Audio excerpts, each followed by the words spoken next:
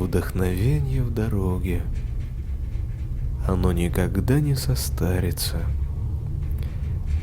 Я в морозные ночи выхожу подышать на перрон, и минуты за 3 до того, как мой поезд отправится, покупаю в ларьке шоколад и ныряю в вагон. Пью имбирь и гляжу в непроглядную темень за окнами, и читаю задумчиво станций ночных имена. И в глухом безэтажном селе вдруг увижу я 3 одинокие, сквозь сгустившийся деготь 3 медом горящих окна. 3 окна, 3 уюта, 3 счастья, горящие золотом, 3 надежды на мир, 3 войны за любовь и тепло. Эти желтые окна — знамена победы над холодом.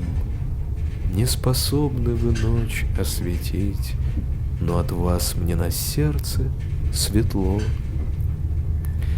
Мимо вас поезда проложили железные борозды.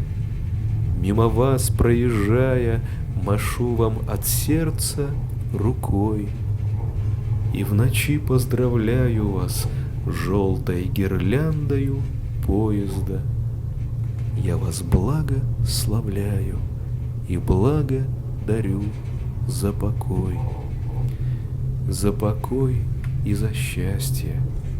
Вы нам утешение попутное, проезжающим в поезде вдоль телеграфных крестов. За покой и за счастье, за хрупкое счастье минутное, за янтарное счастье среди черно-белых снегов.